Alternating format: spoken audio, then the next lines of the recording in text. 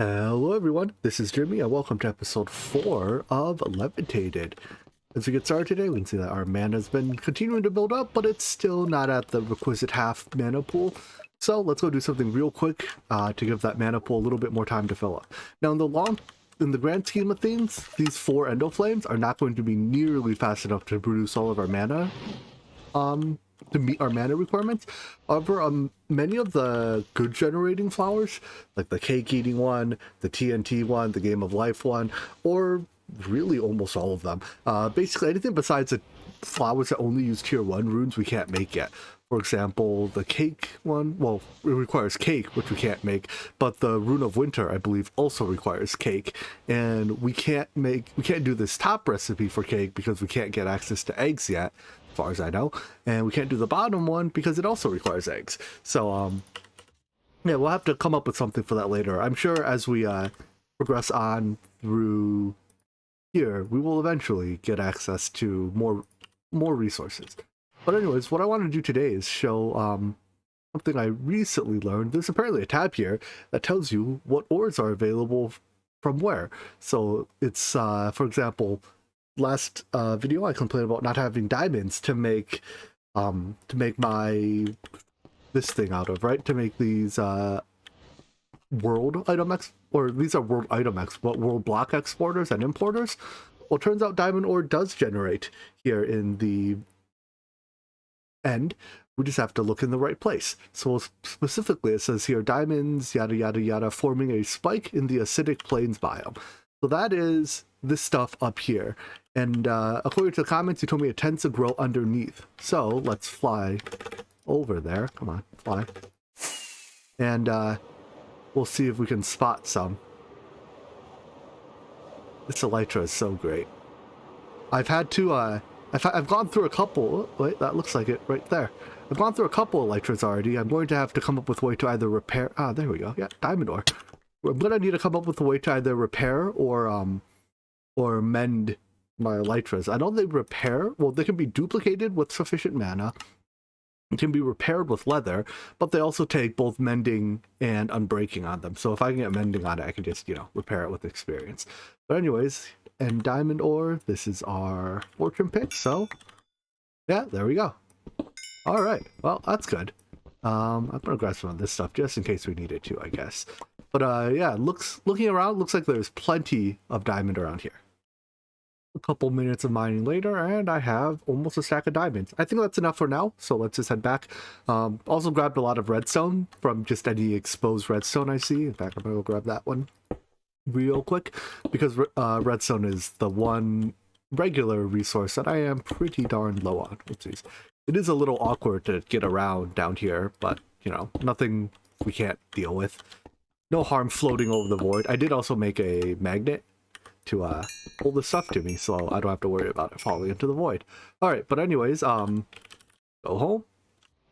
And by now, I expect our mana is probably almost there. Almost. So I'm going to make the block exporters, set up our pure daisy, and by the time that's done, then this will for sure be good to go. For what I have in mind, I need 8 world block importers and 8 world block exporters. Each of these take 3 diamonds, plus a couple, 1 diamond for every 4. So for every, basically in total, we'll be using 3 times 16, what's that, 48, plus another 4. So 48 plus 4, 52 of those 55 diamonds we just got go into our pure daisy automation. Aside from gathering the diamonds for these blocks, this setup is very simple. So on the bottom half here, I have 2 subnets. Each one has 4 exporters. This is just done so I don't have to bother filtering the exporters. It isn't strictly necessary, but I chose to do it this way anyways. You set them to place all item blocks, so have them place every block that they are capable of, but they will only place blocks when there's space to do so. The alternative is to just have 1 item net and then filter some of these, or place item block wood and place item block stone. But it works either way. Put the wood in there, or stone in there, wood in there, and I filter, wait. Why are these picking it up? Oh, stop it. Alright, well clearly something's not right. Let me figure out what the problem here is. I need to turn this off before that endless stream of endermites drives me insane. That's a lot of endermites. I don't even have a weapon on me. That weird behavior seems to be unique to the wormwood log. For some reason, if I put a wormwood log here instead of these here, let's get rid of that and this to demonstrate. Well, let me go get an axe. Alright, if I put wormwood logs in here, let's just do a couple, maybe even two. They bounce around like that. And I don't know why, because they shouldn't be allowed to pick them up. The top side can only pick up blocks. They're set to pick up all, but they can only pick stuff up if they have somewhere to put them. And the only things they have room to put them in are these two drawers, which have living wood and living stone, right? The top half is not connected to the bottom half. There's no... I'm not missing a wire, am I? No, they're not accidentally connected somehow. I gotta stop accidentally stealing that. And because they're not connected, it should be impossible for the item to go from the top to the bottom. Also, it also eventually despawns the log for some reason. So I guess we just can't use wormwood logs like this, but that's alright. I can just throw in Menro. And Menro works as you would expect. It places it, it stays put, and it doesn't do anything silly. Cool. So the next thing is now, why is it not placing any of the stone? You're on place all blocks true. On the oh, I have this on interface channel 1. Set that to 0. There we go. Alright, so that'll place the blocks after... Was that the sound of a block transforming? No, it wasn't. After about a minute, well, after exactly a minute, the wood will transform into living wood, the stone will transform into living rock, and then it'll be time for the wool block importers to do their thing. And that should happen any second now. There we go. And they get placed into here. So there were 4 pieces, now there's 8. So as long as or all I have to do now to make living rock and living stone is dump wood and stone into these input chests. I'm gonna lock this one just so I know that it has to be mineral wood. It can't be any, well, it can't be wormwood log for at least. But yeah, that's all we have to do. All right, that's taken care of. Now let's go make our Terra Steel. So just to sanity check, this should be well over half. Terra Steel is made with mana pearl, mana steel, and a mana diamond. So let's go get one of each of those. Yeah, like so. Just throw it onto this terrestrial agglomeration plate. And I'm going to walk a ways away so my magnet doesn't steal the item, but you can also put a Solgania nearby to turn the Botania magnet off. But you see, mana will flow into that. Oh, don't look at the Enderman. Will flow onto the plate, and that will rather quickly deplete our mana pool. After half a mana pool has flowed over, it will be done. It's important that you get half a mana pool before you craft, because the items will still despawn after 5 minutes. And if the items despawn, well, tough luck, you gotta start over. And you can't pick the items up either, because then you still have to start over. Alright, so that's done. Next is to make the Alphine Portal. I believe we've seen the recipes for that already, right? There's the Gateway Core and the Glimmering Living Wood. Oh, and pylons. Pylon. I think it's, yeah, the Natura one. We'll use Eye of Redstone instead of Eye of Ender, because we can't make blaze powder yet. But this is easy. Alright. The shape of the portal is a 3x3 nether portal. Let me craft the component first. I'm the world's biggest idiot that made 2 Elven Gateway cores. I just imported the recipe with shift click and crafted it without thinking. To save us the trouble of having to wait for another Terra Steel ingot, I'm just gonna uncraft it. Wow, magic. Whoops. The Elven Gateway, as I mentioned, is in this shape. It's basically another portal, but wider. And you activate it by right-clicking your Wand of the Forest on the Elven Gateway core. However, it does require mana to activate. So it drains mana from nearby mana pools that have Natura pylons on top of them. And it requires a little bit of mana in each pool to activate, and a little bit of mana in each pool to use, that is, to trade. But it does not use any mana just to stay open. So what I'm going to do is move some mana over to there. We don't have much mana to work with, so I'm going to try to be a little bit conservative and fill each one up a little bit. I'd say it takes about an eighth-ish of a mana pool to open it. Somewhere around that much to open it. So I'm going to fill it up somewhere about that much.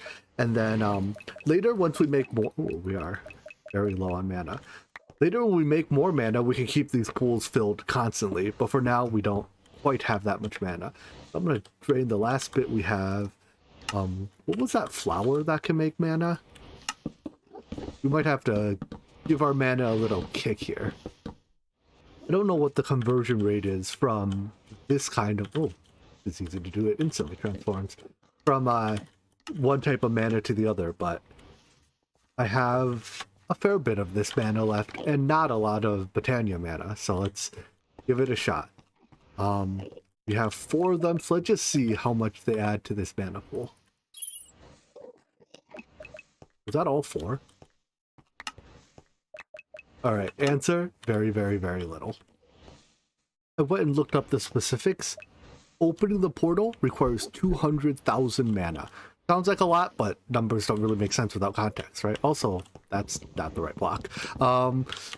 However, each mana pool holds 1 million mana. So because it's split between the 2 pools, it'll take 100,000 mana per pool, or 10% of the pool, not an eighth of it, which is 12.5%. So I think this pool is probably close to 10% full. That one not yet, and I can't really be bothered to wait for more mana from this. So I need to come up with something to improve our mana in the short term. Maybe we make a couple of these Gormaleuses and then just feed them... I don't know what we feed them. We get apples from trees, but they need 2 types of food because they get sick of one. So I guess we can like alternate apples and chorus fruit or something to keep them content. On second thought, let's not do that because I just like building temporary systems, and if we build this system now, it will be very temporary. We're about to get access to a bunch of other stuff which will give us access to better mana generation methods, if we even need much mana after this point. I don't know. Nothing down here looks like it uses mana. So anyways, one of the upcoming quests here has us going back to the center island to get Grains of Infinity. And for that, we're probably going to have to kill the Ender Dragon. It's not strictly required, but it does seem like quite a pain to get Grains of Infinity while fighting the Ender Dragon. So I figured, let's go do that now. I folded up some paper to get arrows, and I'm going to try to make myself a flint and steel. I assume it's a flint and iron, not an actual flint and steel, considering we can't make steel yet. That's not looking good. Flint and steel. Oh, it's an elementium and steel. Alright, well, I guess we could still go kill the dragon first. Then the reason we need to do that is because we need bedrock to make Grains of Infinity, and the only bedrock that spawns here is the portal in the center, at the center of the end. So let's head to 0-0. I have a actual armor piece for when we fight the dragon, some food, rockets to get there. I think we're good. I'm gonna use these dark bows as my range weapon. They draw faster and shoot harder than normal bows, but they do use a little bit of energy per shot, which is why I have 2 of them. All right, Elytra, take me there. All right, time to start shooting things. Oh, I don't want to be up here anymore. I wonder if can I do the whole fight on an Elytra? I mean, no reason I theoretically can't, right? Yes. And then still have to break these. Oh, gravity. Ow, that hurt. Thank goodness for food. Trying to shoot these. It's hard. We made an opening, got it. Alright. Ow, ow, ow, ow. Everything hurts. I'm gonna keep the Elytra on so I don't take fall damage like that again. I think I got most of them by now. Oh no, did I look at an Enderman? I don't want to look at Enderman. Was it this one? Can't even see it from here. Come on. I'm not sure it's possible to hit it from this angle. Why does everything hurt so bad?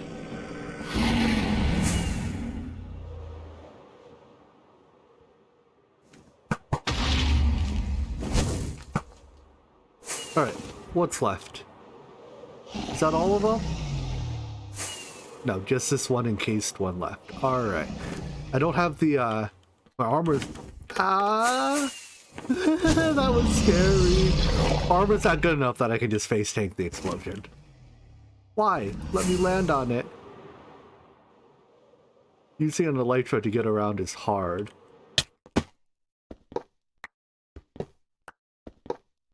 Alright, I think we're good.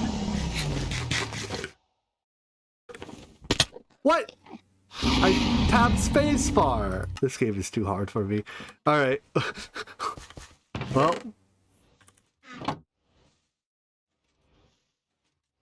Oh, these are soulbound pieces, which is why they're...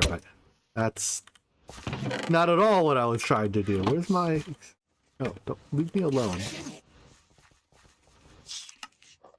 This game is too hard for my simple brain. Give that back to me. Put that back on.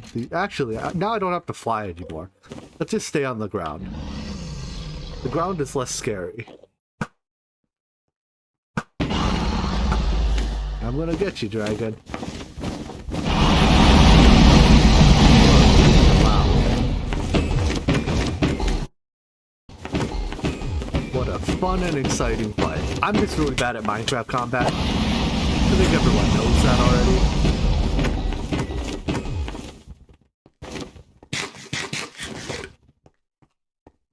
But what? Oh, I didn't shoot that one. I just opened it. There we go.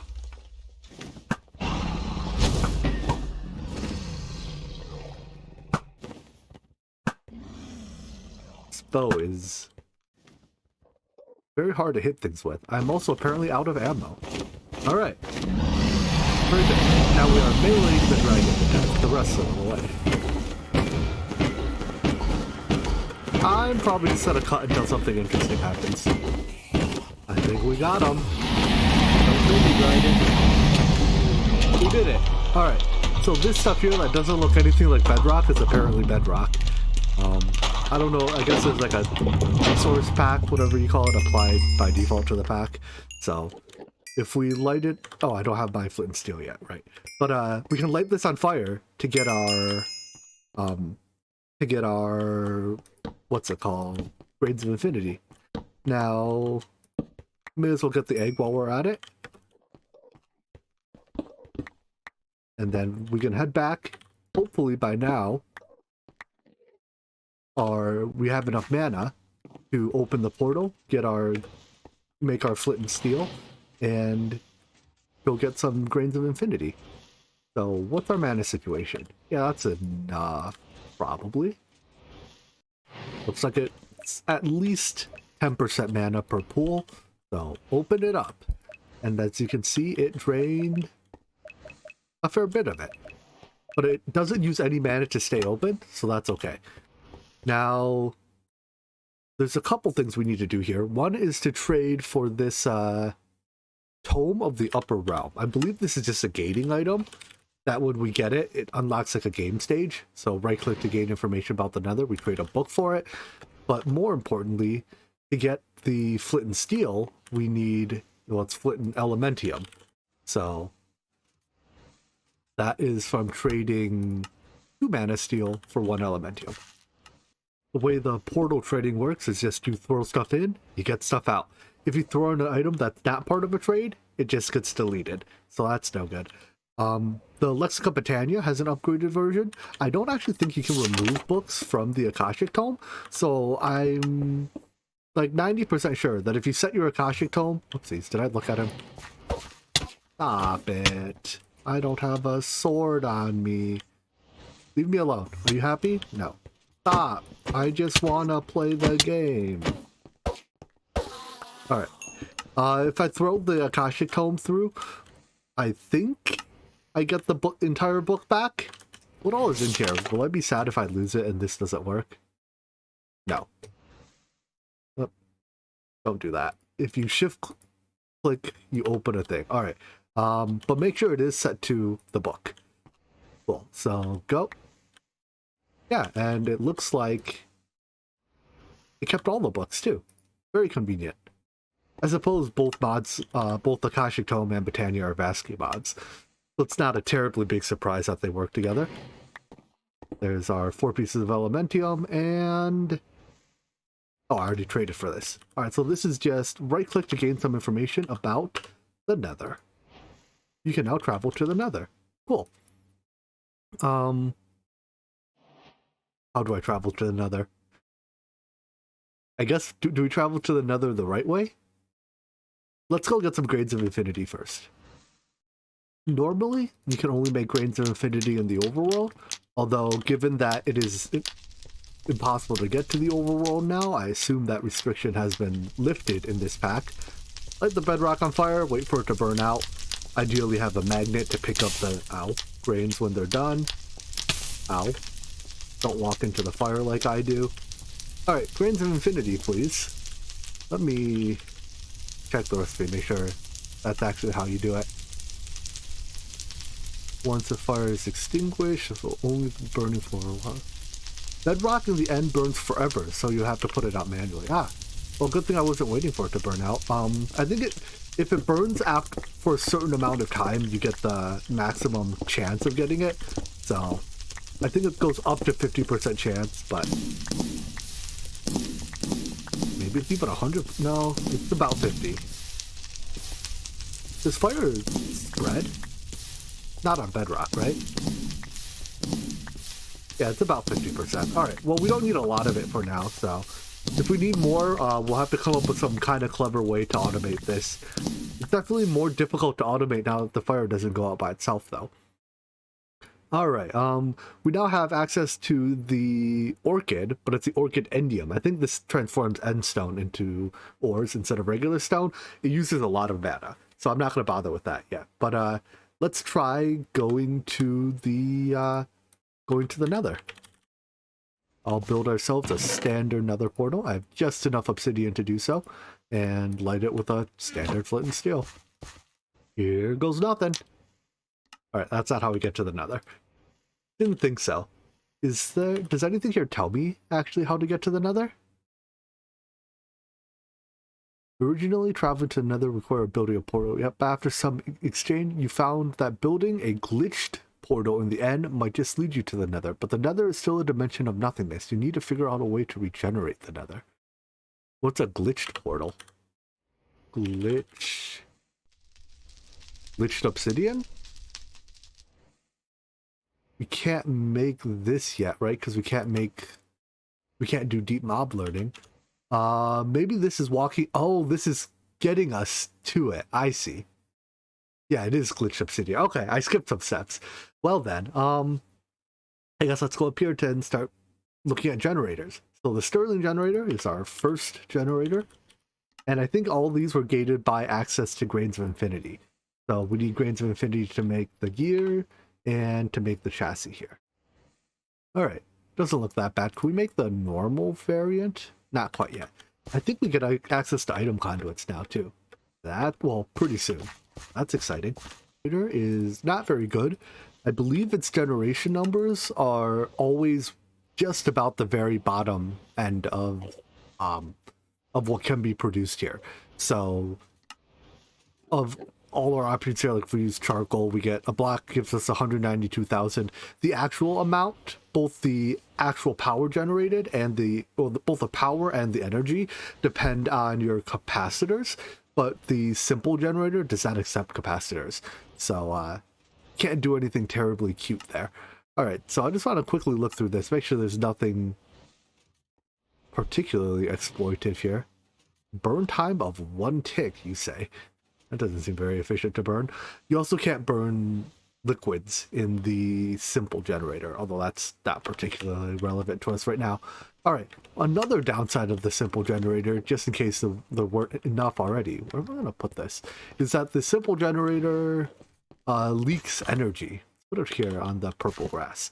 So you see the leakage 0.1 effectively RF a tick. It's not a huge amount, but it does mean that it loses energy over time.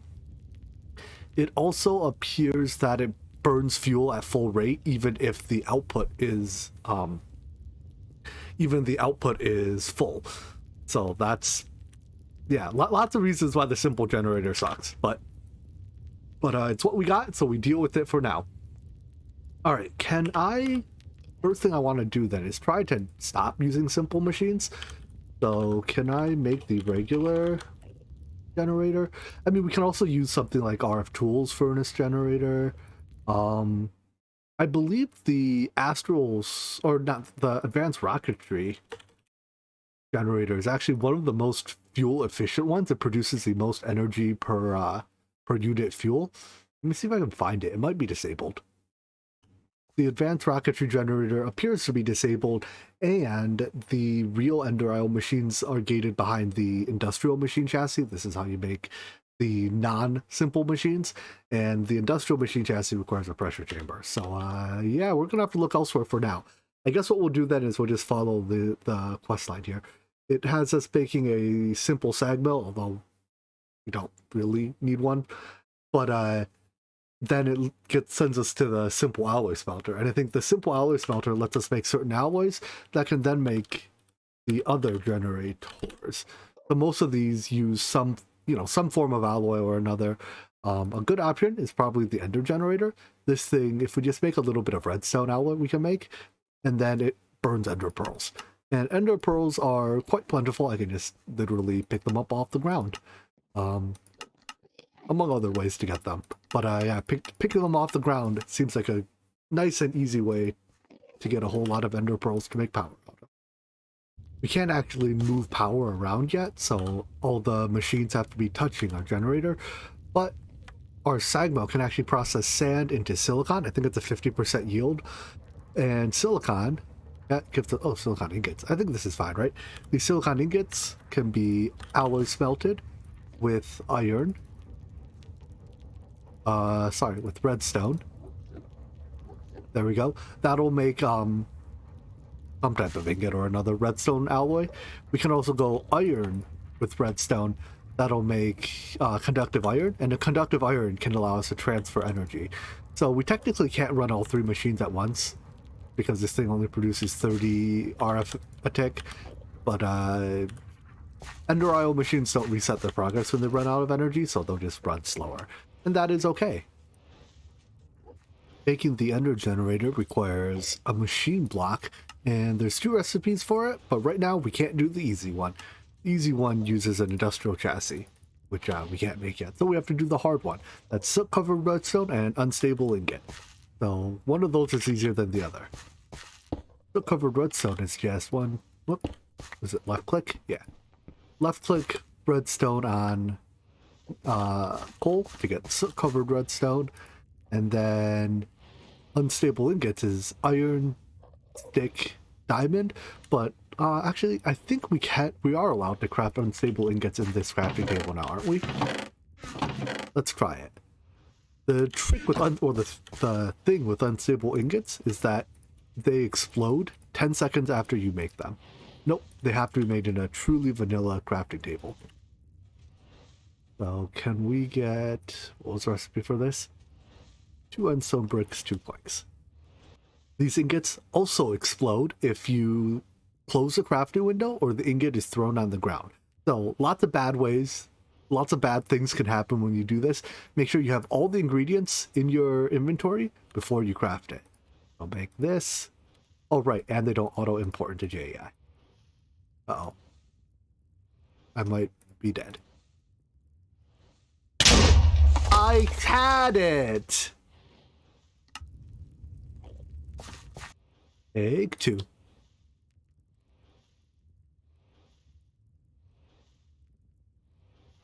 There we go. Whew, was holding my breath that whole time. The trick I used there was, well, for one of them was if you click them onto their hotbar, you can click the corresponding hotbar number to put the item into that slot. Crafting with the unstable ingot is usually not that hard, but the fact that this recipe uses 4 of them does make it harder. Most recipes use 1 unstable ingot, I guess the 2 recipes that use unstable ingots only use 1. Now there's another way to make it. If you do this recipe, you get a nugget, and then the nuggets are stable, so you can craft 9 nuggets together and use that. But that uses 9 times as many diamonds, and I'm not made of diamonds yet, at least.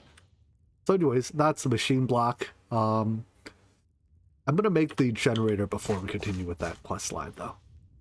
1 ender generator coming right up. We also have access to conduits now, so energy conduits. Yeah, let's make 40 of them, as well as I go grab my alloys. Item conduits. We don't need a lot yet. Give me my favorite item in the game. I love item conduits. All right, that is a good start. I also went ahead and crafted a basic capacitor bank. It doesn't hold much energy, but it's what we've got for now. So into here go some ender pearls. They burn for a fair bit of time. I think my plan for now to get ender pearls is just to fly somewhere that still has like the spawned in ender lilies. Oh, come on, I didn't look at you. I mean, I did look at you, but I'm sorry. You don't have to kill me. I should really carry a weapon around so I'm not trying to kill Enderman with a pickaxe. Are you done yet? Are you just gonna kill me? And if you want to kill me, I can't stop you. Or I can stop you, I'm the best. And then run around with the Horn of the Wild. Oh, doesn't work. Alright, well then I guess we harvest them by punching them. Perhaps it's worth setting up a basic Ender Pearl farm nearby. With power generation up and running, I just now have a chest to buffer some ender pearls for this thing. I think we're at a decent stopping point for today. The next step seems to be to get into deep mob learning. I don't know how much simulation chamber use we'll be able to do, because that uses a fair bit of power if memory serves me right. Does this tell me? Yeah, even like zombie is 512 RF a tick. I guess for now, since we probably can't even craft some of these, right? Well, we can craft slime. I don't know. We can craft at least some of them. But, oh, Enderman is really cheap. Only at 80. Dang, that's a good deal. I guess, oh, interestingly, the end ones have been made, well, some of the end one, extraterrestrial matter ones have been made cheaper. Whereas some of the other ones have been made, the overworld ones have been made more expensive. Which I guess is consistent with the way this pack works. But anyways, yeah, we'll look into deep mob learning, hopefully get to the nether next episode. I hope you guys enjoyed watching this, and I hope to see you in the next one. Take care. Bye bye.